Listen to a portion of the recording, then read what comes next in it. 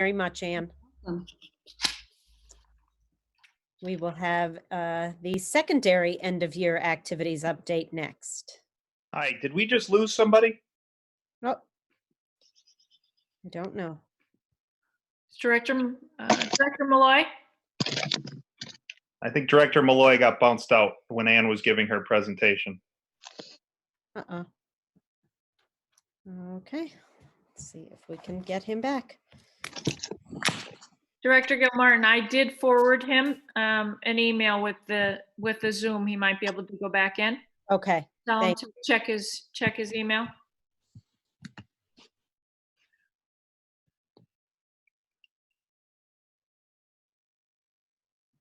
He's back on the attendees side. Mr. Delpreet, if you would promote him to a panelist. Thank you, Paul. You're welcome.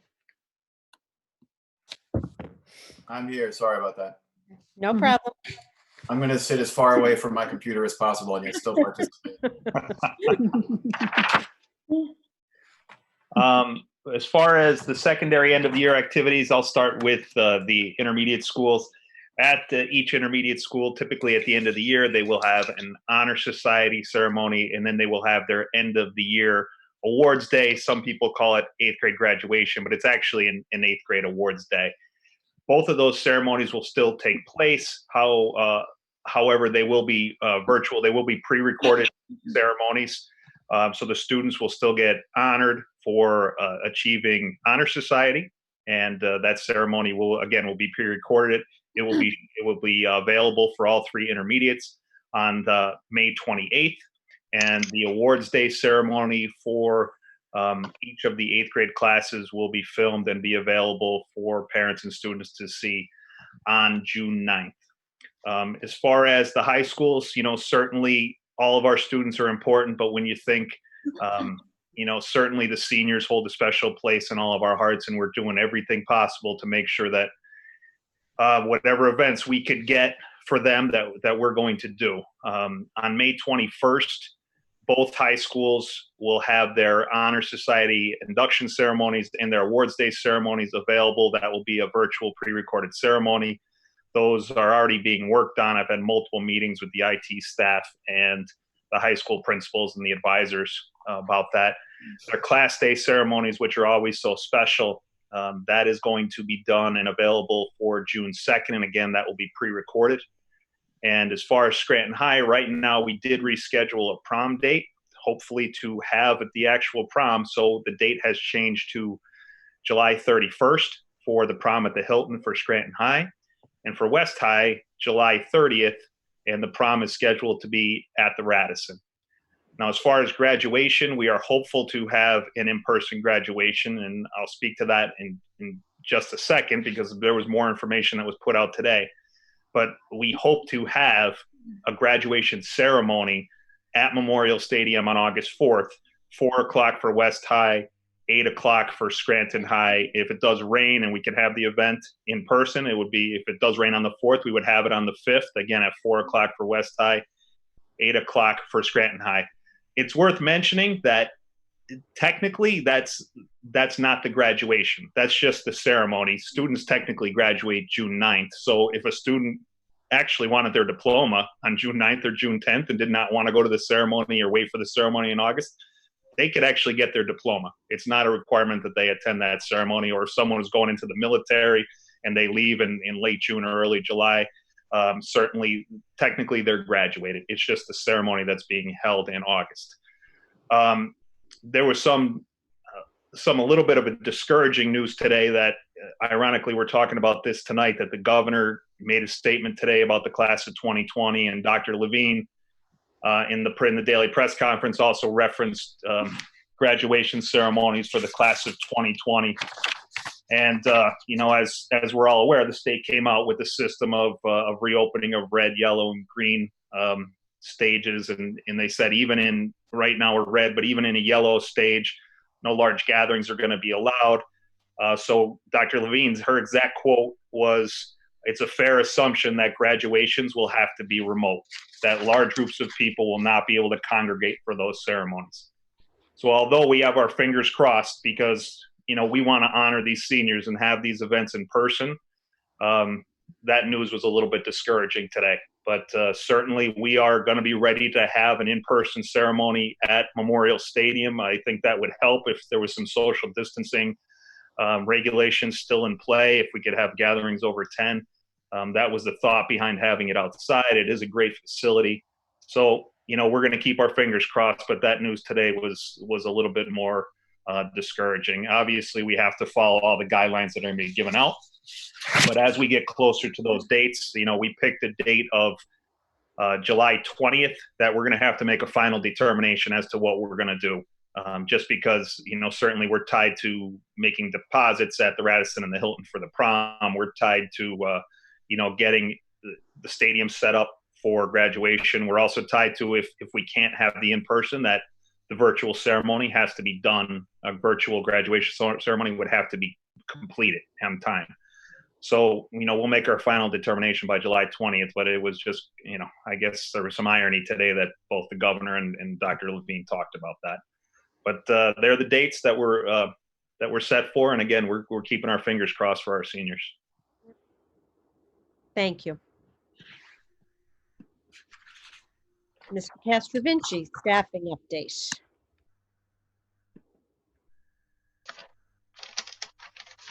You're muted, John. Thank you very much, President Gilmartin. I will try to share my screen, so bear with me for a second.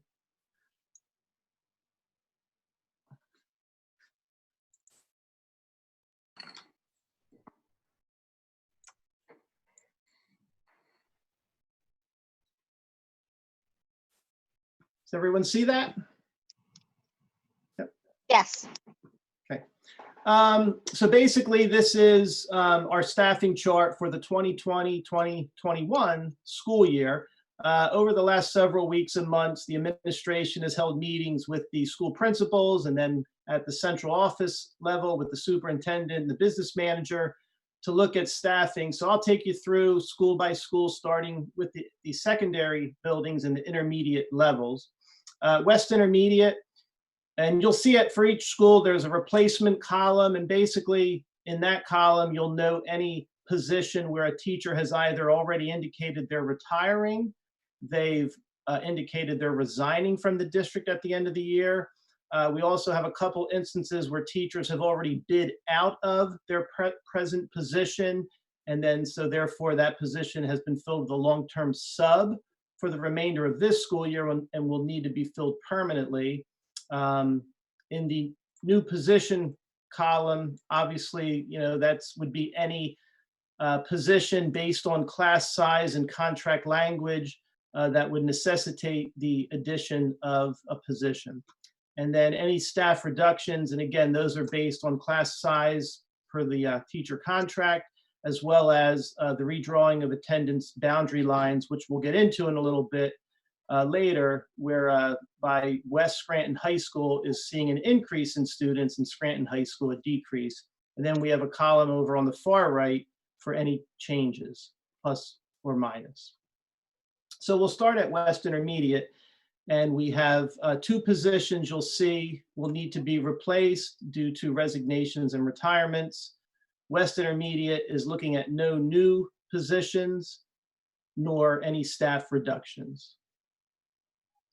South Intermediate, pretty much across the board, looking at no changes. And Northeast Intermediate, looking at replacing a learning support and an emotional support, no new positions, nor any staff reductions.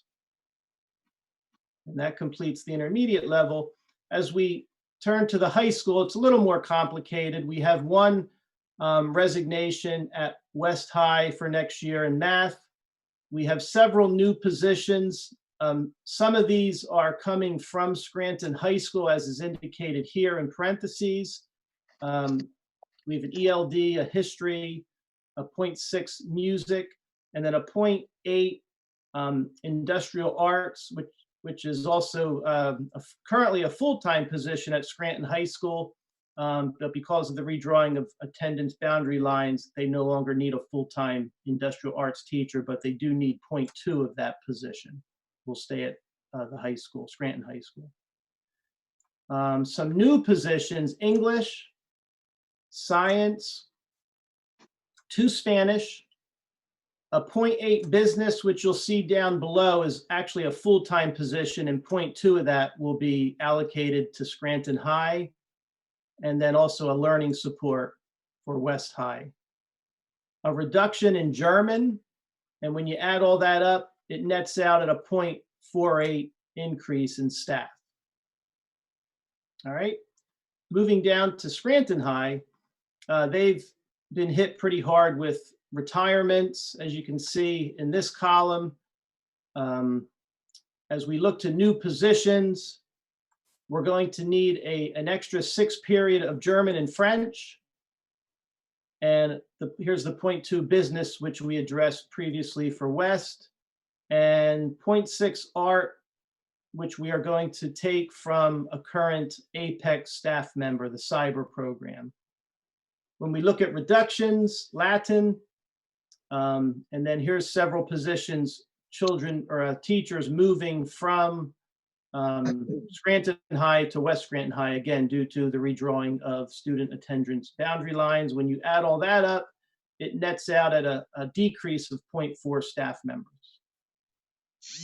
Okay, moving on to the elementaries, which is a little more simplistic. You have a couple of retirements here and a resignation in phys ed, and that's noted that it's a split position with Adams Elementary School, and then no new or staff reductions. Tripp had a retirement in grade 1. We'll need a new position in grade 1 and a staff reduction in grade 2. And again, whenever you see those items, it's based on class size and student numbers as indicated in the teacher collective bargaining agreement. When we go to Adams, again, there's that shared health and phys ed position with Bancroft, and a kindergarten position, and also a paraprofessional emotional support position, which is a current position filled with a per diem sub, but we do need that position and we need to fill it permanently when we get back. And then no new or staff reductions. Kennedy is on the next page, and we have a pre-kindergarten 4-year-old position and also an autistic support position that we need to fill at Kennedy. They had have a new position in grade 4 and also grade 5. They're right on the bubble, so to speak, for maximum students in classes. We are looking at a reduction of 1 teacher there for next school year, if possible, but we do have to watch the numbers. McNichols, need to replace kindergarten, and then no changes here. Armstrong has no changes. Prescott, replacing a 4-year-old pre-K position. Morris, no changes. Sumner, we have again pre-kindergarten 4-year-old position. Whittier, we need to replace a 3rd grade position that we used a long-term sub this year. It was a class size issue. We were required per contract to add a class. And then we need new positions in grades 1 and 4, and then a reduction in 3rd grade. And then lastly, Willard, no resignations or retirements. They need a 3rd grade position, and then they can lose a 4th and a 5th grade. And again, I failed to say, it nets out at a -1.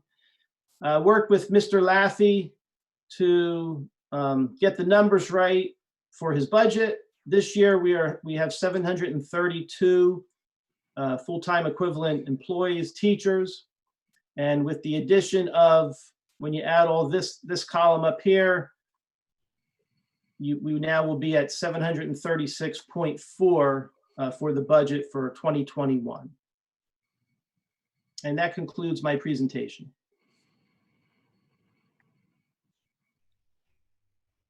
Thank you, John.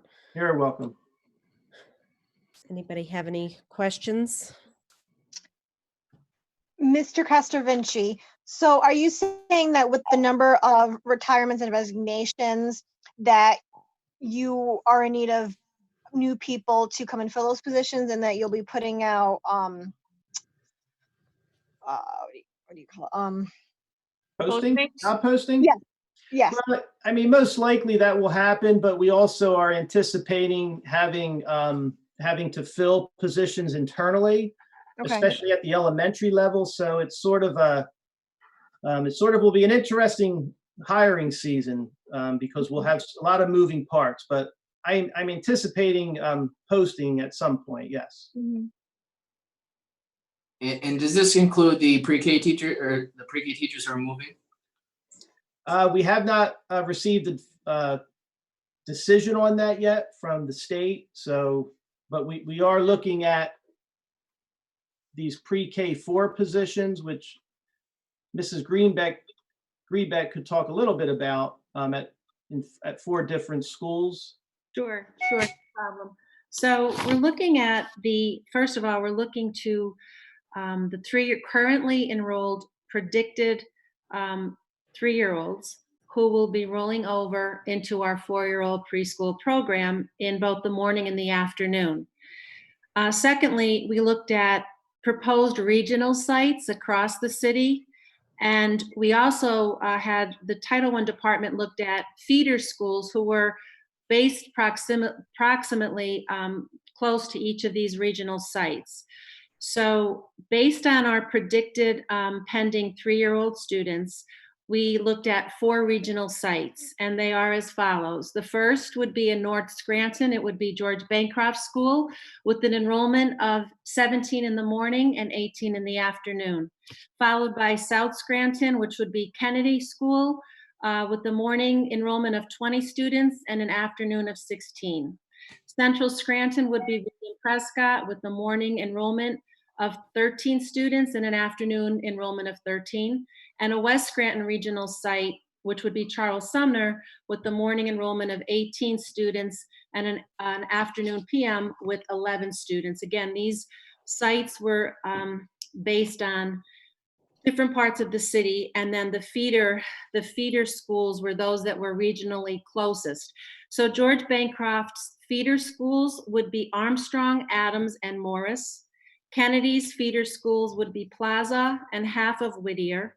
Prescott feeder school would be its own community of Prescott as well as the other half of Whittier. And Charles Sumner feeder schools would be our 2 West Scranton schools, which would be Willard and Isaac Tripp. Does anybody have any questions?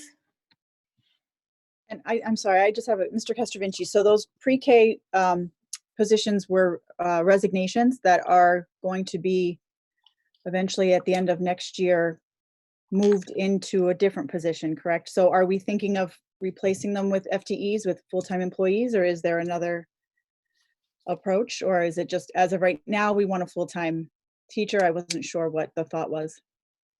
I think what you're referring to are what I had listed there in 4 of the elementary schools, pre-kindergarten 4-year-old. Yes. That's what Mrs. Greenbeck just talked about, where we're looking at regionalizing Yes. the delivery of those services. Yes, so those would be 4 full-time positions, right?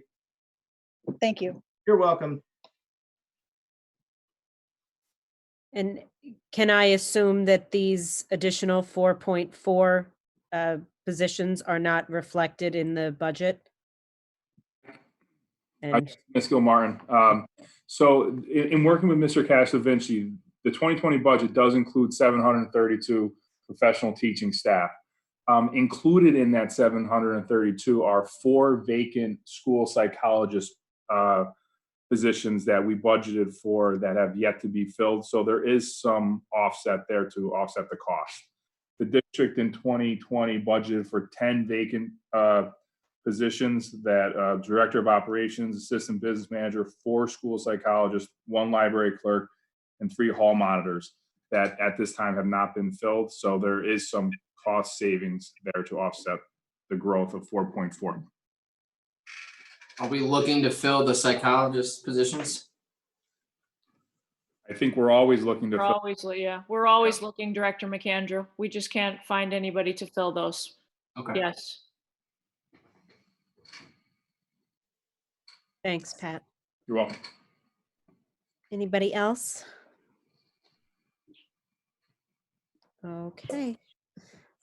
Next, we have Mr. Doherty back with us, engineering project updates. Great, thank you. As you know, that Greenman Peterson GPI was awarded our engineers, so they are our engineer of record, and I immediately got to work with them. I've had a couple meetings with them already. We've been out and done some site visits because there are some projects that we really needed we need an engineering solution for.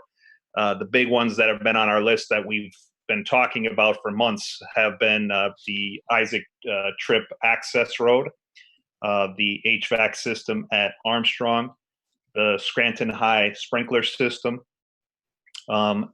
Recently, and I'll talk about this in a second, that we've identified an issue on the roof at Willard. And then I also have them looking into our boilers at South because we have had some issues over there. In the packet that went home last week to you, I did include 2 proposals that GPI had given to me. They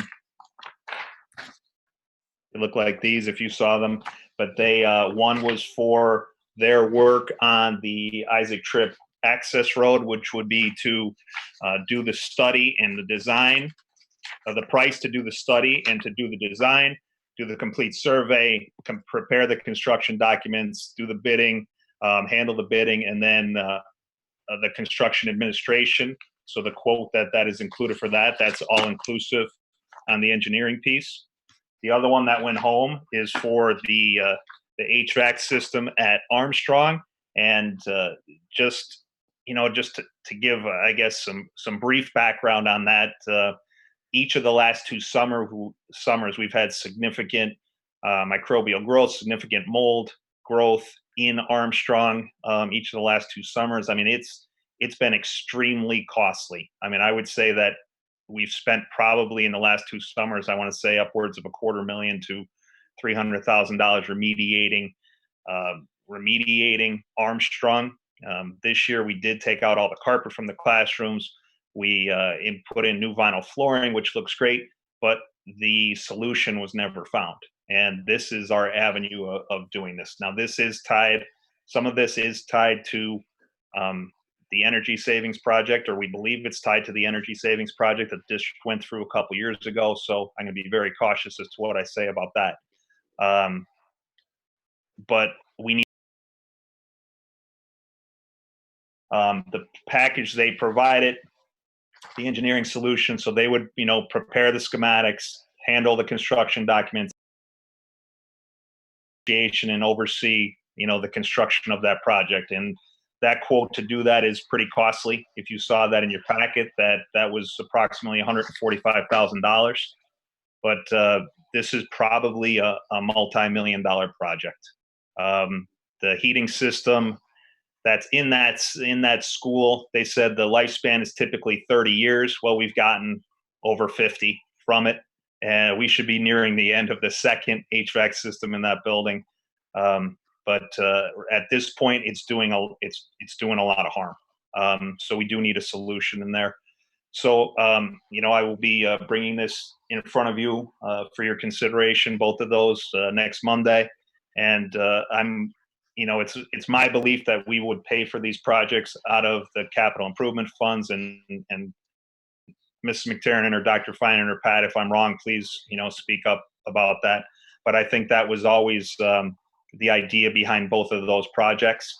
But it would be nice to get these 2 projects moving.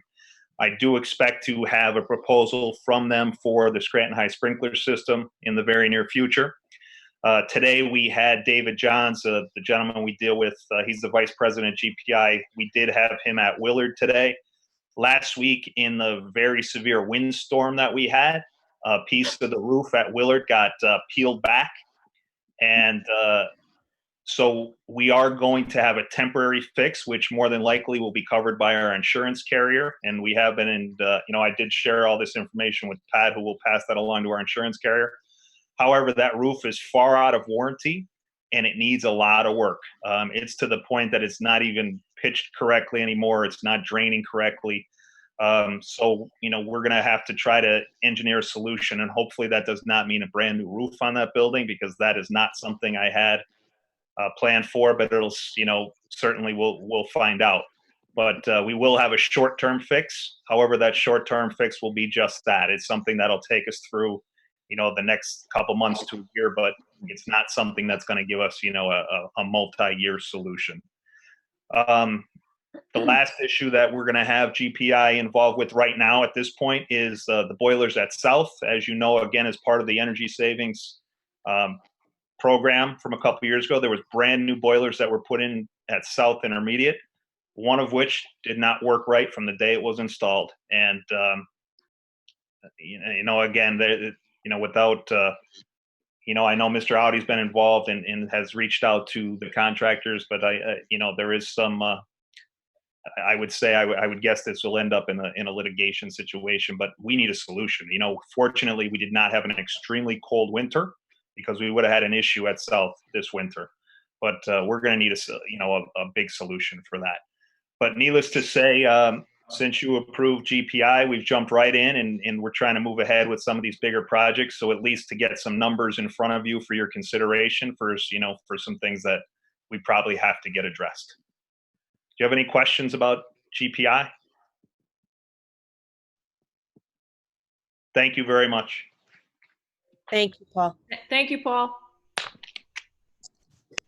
Okay, next, we have Mr. Gentilezza, final grading procedures for the remainder of the 2019-2020 academic year. Hi, good evening, everyone. 2019-20 academic year COVID-19 grade calculation update. Quarter 1 and 2 grades will remain status quo. They will remain the same. Quarter 3 grades will be no lower than a 70 for all students. Quarter 4 grades will be on a pass-fail online participation platform for all students. Please note, this will not be in effect for Scranton School District Cyber Apex students due to the fact that they have a semester 1 IPR, interim progress report, and end of the year single grade for all courses. Students will earn a full accreditation for all courses passed taken during the 2019-20 school year. Traditional 2020 Scranton School District's Cyber Summer School will be held for any courses a section.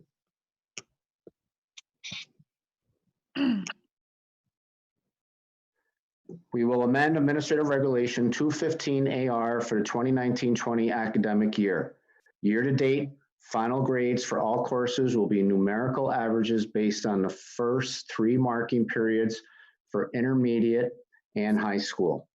Therefore, valedictorians, salutatorians, and class subject honors will not be affected due to the fact they are always based on 3 3/4 years of high school career averages.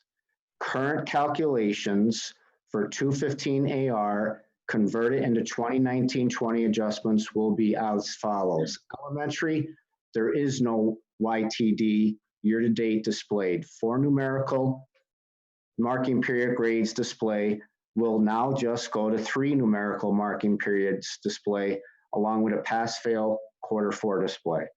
Intermediate,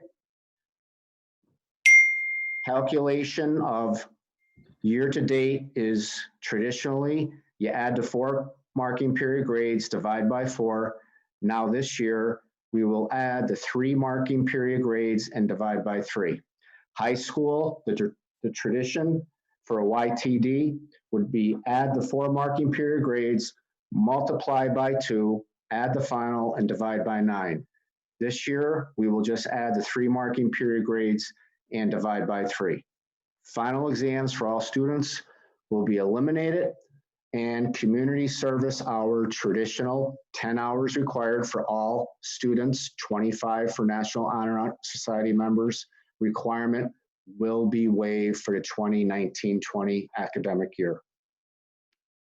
And that's how we will do the grade calculations for the situation of COVID-19 calculations. Thank you, Bert. You're welcome. Thanks, Any- Bert.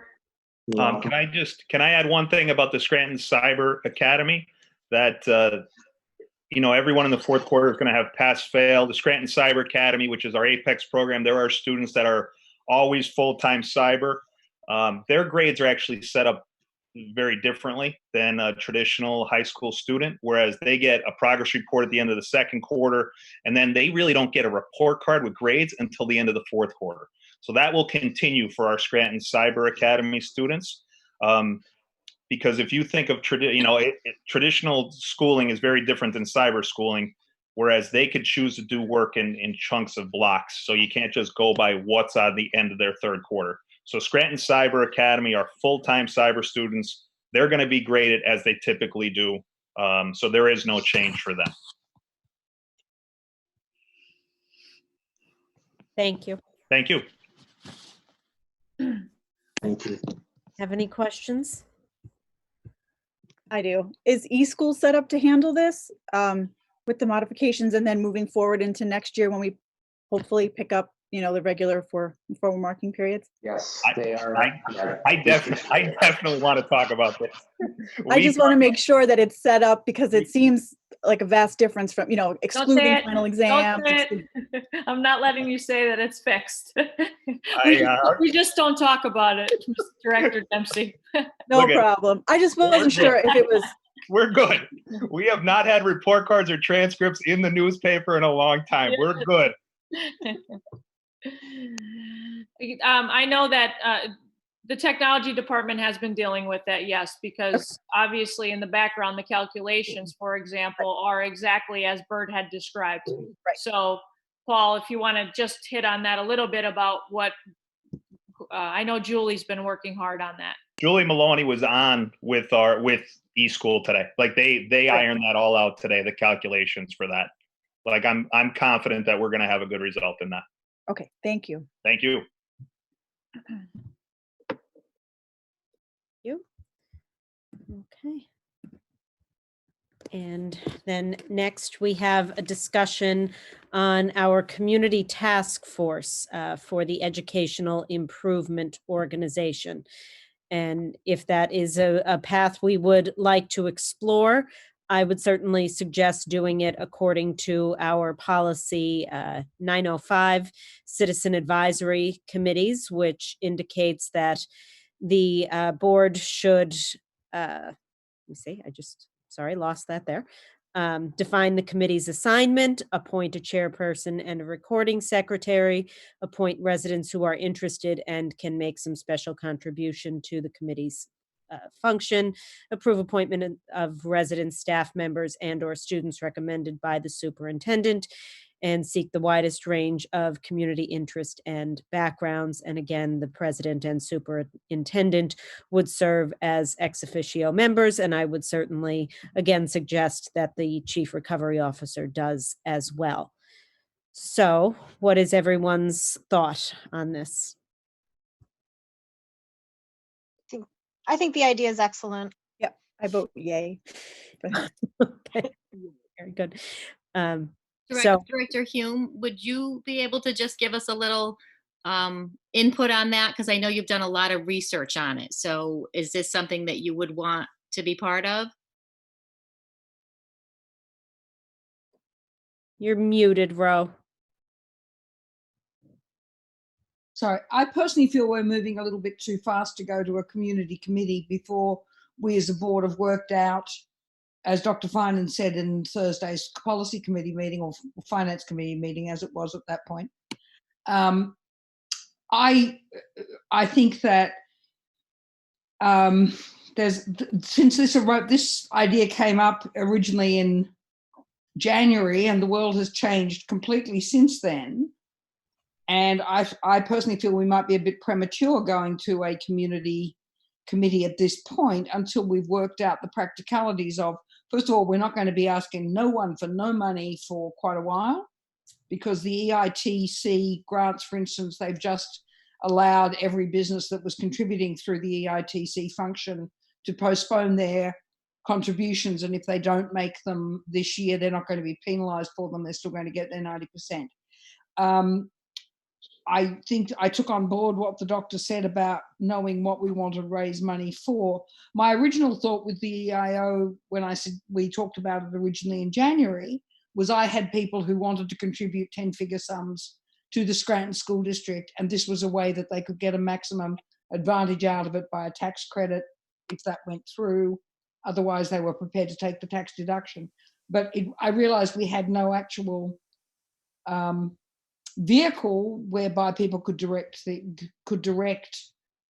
donations for specific purposes cleanly and easily. I thought that the contribution from the Scranton Area Foundation was excellent. I thought all of the people who spoke to it.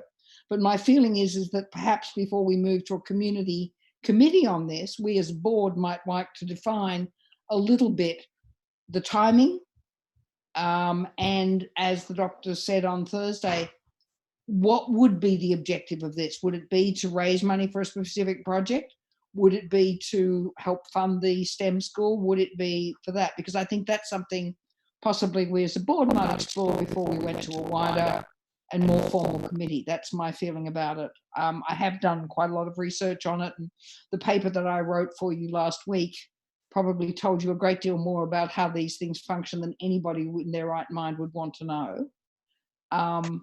But I would leave that open. Yes, I'm more than happy to contribute whatever in any way I can.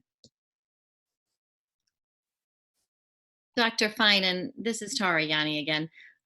I know that it is in the recovery plan. So do we have specifics in the recovery plan as to how we would incorporate or start an EIO? Or what's your thoughts on whether this would be an appropriate time to start a task force on this? We don't have any specifics in the recovery plan. It was a suggestion to bring the school and community together and for additional support. I do agree. I just think the timing is, we might want to wait a little bit, only because I think every community is devastated, if you will, and I'm not so sure if now is a really good time, because I think it looks like, I think we need to decide what we want to raise the funds for. And we certainly have a lot of needs. There's no question we have a lot of needs. You know, everything from the STEM program to maybe more technology, et cetera.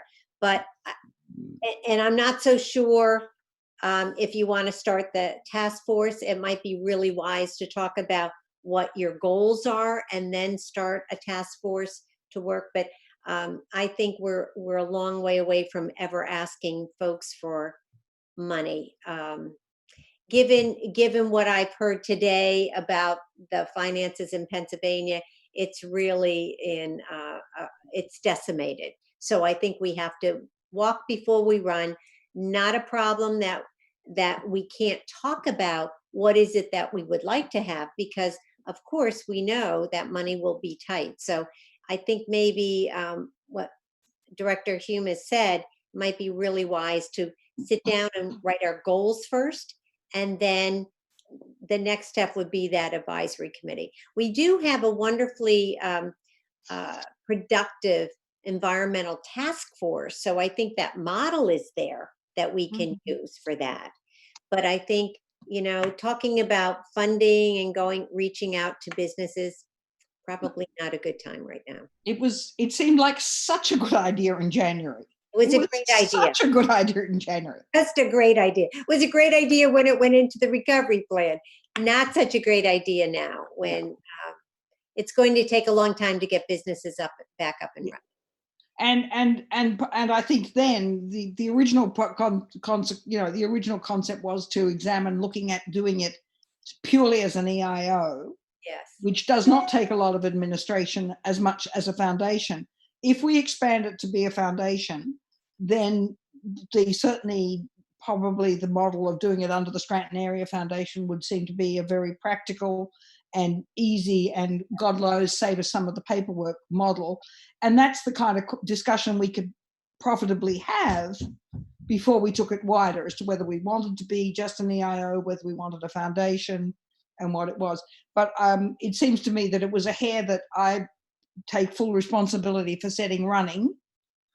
But the times were different and people had money back then. It's for sure. And haircuts. That's it is something that needs to stay on our radar, though. I think it needs to be something that we work towards. And you do have some real wonderful options. The Scranton Area Foundation is a great option. Group. They do a lot of the paperwork that we wouldn't have to do. So I think last week was an extremely beneficial week to see what the options are. And now we can talk, and there's nothing wrong with just talking among the board to decide where we want to move with this. Oh. So I apologize for setting the hair running, but it did look like a good idea at the time. It was. Just needs, it's on pause for right now. Yeah. Pause. Yeah. The economic reality of what we're going to face in the next months is terrifying. Just terrifying. I was reading some of the figures you were today, and I think that this city is going to see a lot of bankruptcies, which, whether they freeze the property taxes or not, are still going to hurt us. So thank you, Tara, for giving me the chance to talk. Does anyone else have anything? I think we call it, put a pin in it. Isn't that what we call it? We put a pin in that idea. Very good. Okay. Budget and Finance, Mrs. Yanni. Under Budget and Finance, we will have resolutions to approve the bill list, the exception bill list, the delinquent tax report, the treasurer's report, repository sales, to approve a settlement agreement, and the delinquent real estate tax sales. Do we have discussion? Thank you, Pat. Go ahead. Yes. As you may recall, last month we awarded the sale of our delinquent real estate taxes for 2019 to a group named MRS, Municipal Revenue Services. We awarded it at 85% of the loan. Of the authorized qualified delinquencies, which netted the district $5,615,000. That is above our budget. Our budget was 4.6. However, due to all the revenue uncertainties, we thought we had discussed here internally when we thought it would be wise to, again, allow us a little more funding for the year. We brought it at 85% because we thought the $1 million cushion would help us. The proposal from MRS at its full capacity is actually 87%. That's what they've been authorized to finance over their loan amortization to pay off over 48 months. At 87%, that would give the district $5,810,000, or an additional approximately $195,000 of cash flow for 2020. I wanted to make the board aware of it. And again, in light of what were the uncertainties with our revenues, there's an opportunity here where we would potentially be able to receive an additional $195,000. Obviously, that goes on to the long-term note balance that we have to pay off eventually. The transitioning away from this type of financing is part of the recovery plan. But we need to get to a point where we have enough reserves or fund balances that would allow us to have that dip in revenue for 1 year. What happens is it creates a tail. And when you approve your delinquent tax report, as you just read, there will be a resolution that pays down that note balance. So again, I wanted to make the board aware that there is their opportunity for an additional $195,000 if you'd like to consider that for Monday night. Thank you. Does anybody have any questions? Okay. Community Relations, Director Fox. Okay, so under public relations, we will have resolutions. Am I speaking? Yes, I am. Okay. To approve donation of playground supplies to Whittier, of bus passes to Scranton High School, and donations to Northeast Intermediate School. Thank you. Education, Director Welby. Well, a resolution to approve the 2020-2021 school calendar adjustments. On that, the way it looks, presumably this would be subject to amendment if we should decide to stagger returns to school, stagger all of that. If we approve this, Yes. it's not going to cause complications if we then had to approve, for instance, bringing back various schools and staggering school hours to the tail.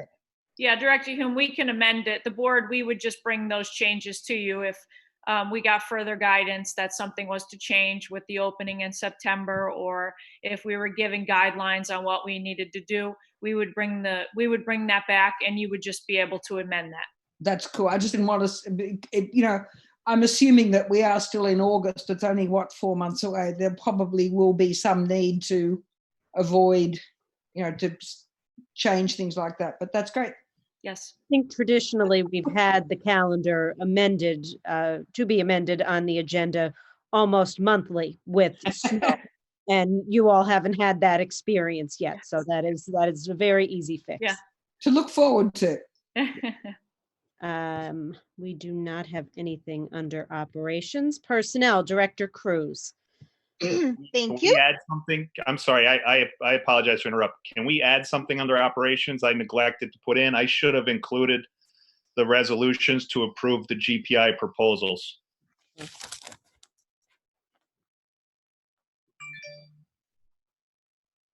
And actually, Paul, you're reminding me, I have a note here. We do also need to add a resolution to ratify the chair and the secretary of the environmental task force. So both of those things can go on there. But I'll have those resolutions ready for the board. I apologize. I should have had it in that area. That's okay.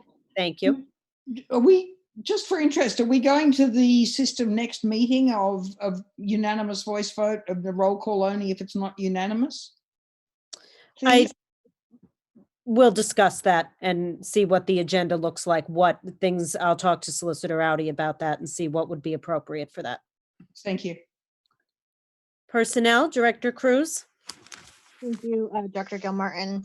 So next week we will have a resolution to approve the personnel report, which includes assignments, appointments, retirements, leaves of absences, resignations, and we will also have a resolution on the settlement agreement. And there's nothing under labor relations. Thank you. Welcome. Policy, Director Dempsey. Yeah. Next week we'll have a resolution for the to approve the second read of policies 222, 323, 707, 805.2, 810.1, and 904. The first read of policies 006.1, 335, 626, as well as 610, 620, 623, and 625. We have nothing under legislative. I do have two questions, if that's okay. Policy 805.2, I'm not entirely sure what changed, because I looked at that compared to what's in board docs, and I wasn't sure what exactly changed why it's being a second read, what happened. I couldn't tell, and I probably because I've been here a week, but I wasn't sure what. We'll give you a moment to catch up. That's school vehicle incident information form. Okay. Oh no, I'm sorry. No, 805 is the school security personnel. 805.2. I looked at both and I wasn't sure if I probably missed a word or something like that, so I just wasn't sure what I should be looking at. That Mr. Gentileza, do you have that? I don't have that, but it's probably in the draft form. What if Nina probably did any additions to as far as inserts with green and what we're cutting out in red. I don't know. Yeah, I didn't see any of those, so that's why she usually puts those in the packet. Did she put that in the packet for you? It's in the packet, but there was nothing red or green, so that's why I wasn't sure. Then that could possibly be if there's nothing, that could possibly be a brand new policy. Okay. If it's a brand new policy, then there's no red and green highlight. I could find that answer out for you. No problem. I just wanted to make sure I wasn't missing anything. It could be a brand new policy then. That's what it might be. But I'll find the answer out. But in addition on that too, from Thursday night, if I did reach out, and I think I included everyone on the email to our PSBA representative on the transgender policy, which is fairly new to the scope of education. Not many school districts have one, but I did find some samples. She suggested that I would work with Solicitor Audie in some language as far as our facility part, but I did find some models. I just want to let the board know I did some research.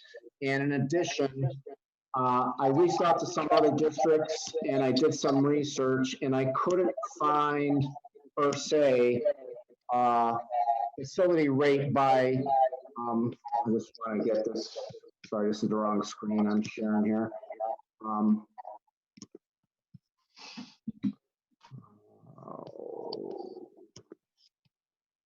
Okay.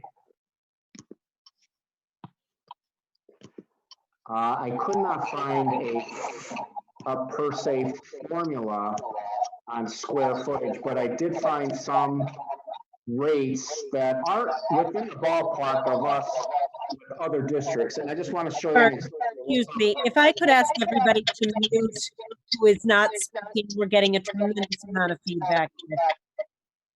And what I have a sample here is in categories on as outside organizations renting facilities. This is an example. I think it's a good example, like Category 1, organizations directly associated with the district and recognized by the board. Category 2, youth-oriented organizations. Category 3, governmental organizations. Category 4, nonprofit. Category 5, PIAA. Category 6, for-profit. And it gives a rundown of a little table on anything as far as the popular things that those outside organizations will rent in school facilities, classrooms, auditoriums, gymnasium, cafeteria, fields, stadiums. Pool, they put pool in. For some reason, that facility agreement that I showed you the other night, we eliminated pool. I don't know if that was because of lifeguard situation, liability, I'm not sure. But here's an example that I did pull, and it's for at least classrooms, auditorium, gymnasium, and cafeteria, kind of matches our current rate fairly well. Fields is a little bit off, but here's just an example on what one district does as far as, and we could talk about this on our next work session, but I just want to let you know I did do some research on how they would charge for those kind of category organizations wanting to rent the facilities, and some notes underneath. So I just want to let everyone know I did do some research from our Thursday night meeting, and Ms. Dempsey, I will find out what the story is with 8052. Thank you, Bert. Thank you very much, Mr. Journalism. Michelle, did you have a second question?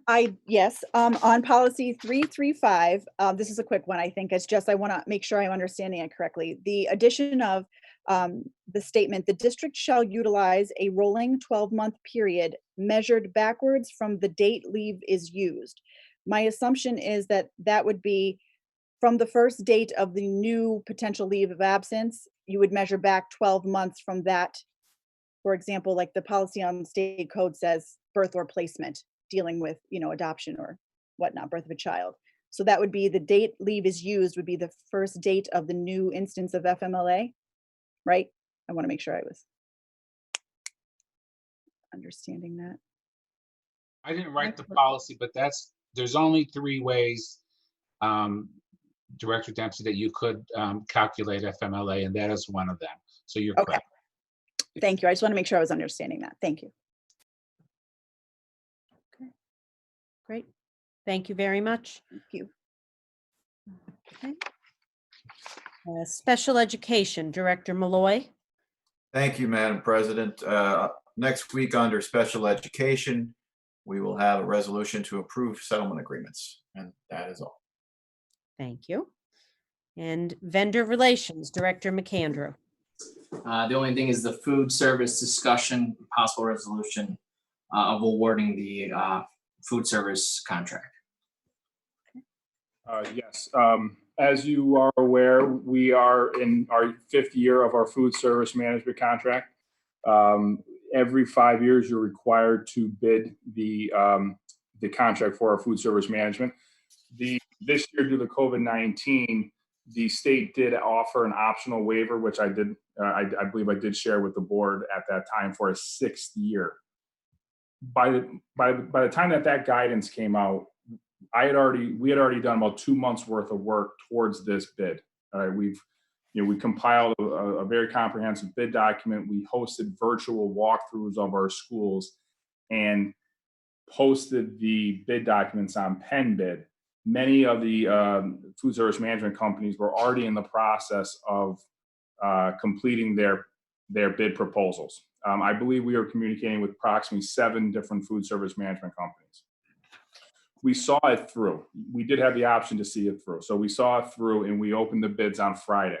We had 3 bidders, Aramark Education, Nutrition Inc., and Whitson's Culinary. The bid scoring methodology puts there is a tool where you rank certain criteria by certain percentage of weight. One of them is what's commonly known as the guarantee. They're going to guarantee us a certain return on our investment. So just to summarize, each bid proposal is about 400 pages. So I'm going through those now to apply the scoring methodology.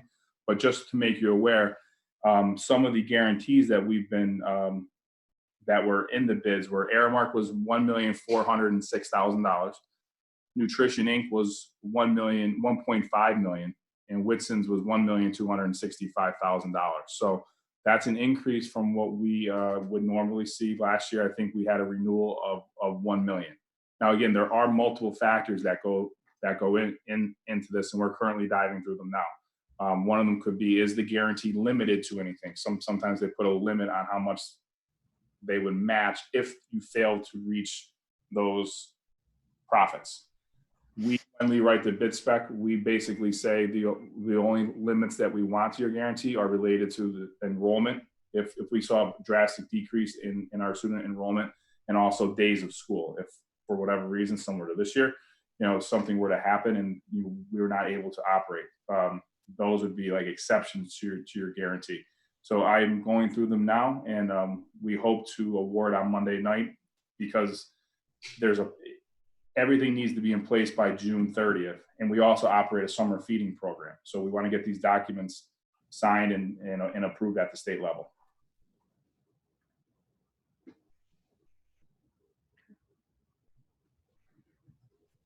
Thank you, Pat. You're welcome. Does anybody have any questions? Will presumably you'll give us a recommendation in the executive session? I'll yes, but I'll have it for the Friday packet. Oh, great. Okay. And what I'll do is, again, each proposal is roughly in the 400-page range. I'm going to provide what's called the POC, which is the proposed operating statement. That kind of breaks down all the anticipated revenues, anticipated costs, and then what they typically show as the guarantee to the district. So you'll have copies of those. Mr. Laffey, with those contracts, so will you be able to provide us then, because I know I won't be able to go through like a 400-page contract. Would you be able to provide us with, maybe even a summary of each one, like comparing all? Yeah. Okay. Tool goes into, I believe there's 10 criteria that's weighted. So you'll see what our scoring tool looks like. Perfect. Great. Thank you. Thank you, Pat. Welcome. Ro, do you have something else? I do, but it's not on that question. It's just a new piece of business I wanted to pass on from our beloved PSBA. Okay. Just to remind people, and I'm reading this off the screen, the Board Docs Paperless Agenda Complimentary Demonstration Webinar. And it's on tomorrow between 12 and 12:30, where you can register. The only reason I bring it up tonight rather than in the report next week is that it is tomorrow. And it's to assist members in navigating virtual board meetings, partnered with Board Docs to offer school entities not currently subscribing to the Board Docs paperless agenda system with access to Board Docs LT. Now, I have no idea what those things are, but I'm going to go in tomorrow and have a look at it, but I just thought I should let other board members know. I find it very difficult to juggle being in the meeting and trying to do Board Docs, but equally I find it wasteful to print out 70 or 80 pages of Board Docs to physically go through them. So just to let you all know, that webinar is on tomorrow, and I will send out a reminder email. Thank you very much. And Ginny, you've been doing a little research with Board Docs, haven't you? Yeah, they're offering a discount only until June, though, for the Plus and the Pro versions of Board Docs. But they are willing to come up for an on-site training session, or if you want to get on, you can get in touch with someone to go one-on-one. It's a lot of nice changes are coming to Board Docs, and you know, we just have the LT. We have the lowest version. You know, I never did go ask for an upgrade or anything because I didn't have many board members using it. But if we can get to that point and more board members start using it, I think you'll love it. I really do think you'll love it. Thank you very much. President Gilmartin, you being on the board the longest here, do you find yourself using it a lot, Board Docs? I mean, I use it more for research than I use it for actually participating in the meeting, but I certainly think I could pretty easily make that transition. I think I just need to understand a little bit more how that's all laid out in there. We just haven't done that, but Ginny did connect me with somebody from Board Docs that I do want to get on a one-on-one call with, because I think it's pretty easy. I mean, the search tool in and of itself with the policies is phenomenal. You know, you truly can search the word "the," and it seems to somehow know what you're getting at. It's kind of amazing. So I'm sure it's a very useful tool. So you're looking into that then with Ginny? Yeah. Okay, thank you. And if I send out this link to we did all get it in the PSBA bulletin, but I do not expect everybody to. That is my penance for the day, is to read that daily bulletin from beginning to end. It's kind of Catholic, and I'm not Catholic, but it's my penance. And if you missed it in there, let me send you out the link for it. It is on tomorrow between 12 and 12:30, which seems quite short. And I will watch it and attempt to summarize it later. Great. Thank you very much. You're welcome. Pat, I'm sorry, Pat, I do have a question about the food service. Do any of the bidders want any upfront money? I don't believe so. That was a component of the bid spec, but that will be a consideration as we do the analysis. Again, we preliminarily printed them off Friday, just reviewed the guarantee, but that is a factor that goes into the scoring. And any exceptions to guarantee of return? Well, that's what I noted, that we will be analyzing. You know, strictly if you can say that they're going to return $1 million, but if there's exceptions or limits to it, like sometimes they would put a limit, it's limited to their management fee, which maybe that's $100,000. So if you came up $400,000 short, they were only going to pay $100,000 towards that. So those are all factors that are going to go into the scoring. Okay.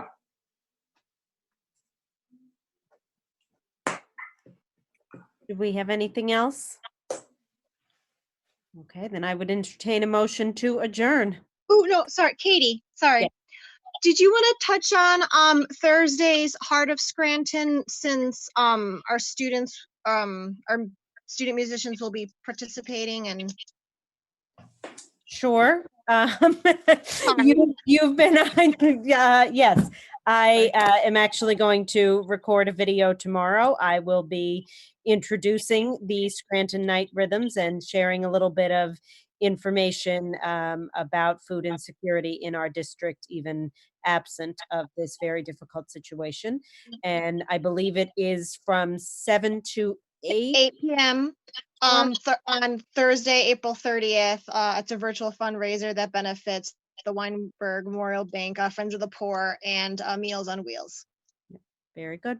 Thank you very much.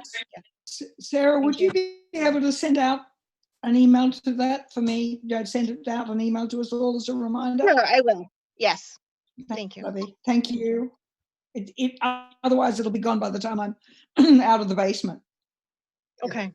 I can address board docs.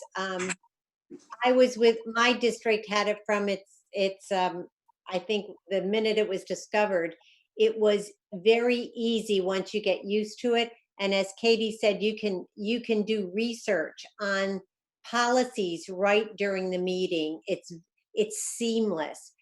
There would need to be training, but once you got used to it, you would love it. I guarantee it. It's just so much easier than how you're operating now.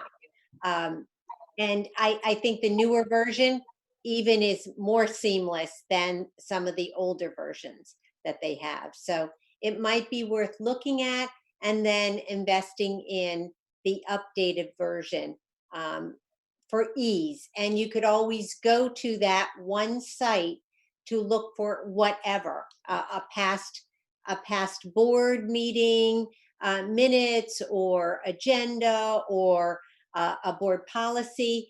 You don't have to shuffle through papers. So I just want to put that recommendation out there. It's really also what I want to talk about, what I did on Friday, is that they do have a function on there where they call it, it's a meta search, and you could just type in, like I typed in on Friday, facility rates, transgender policies, and you could just search the state of Pennsylvania. You could search nationwide, and what I did is I picked up the ones that were probably most recent in the last 2 or 3 years.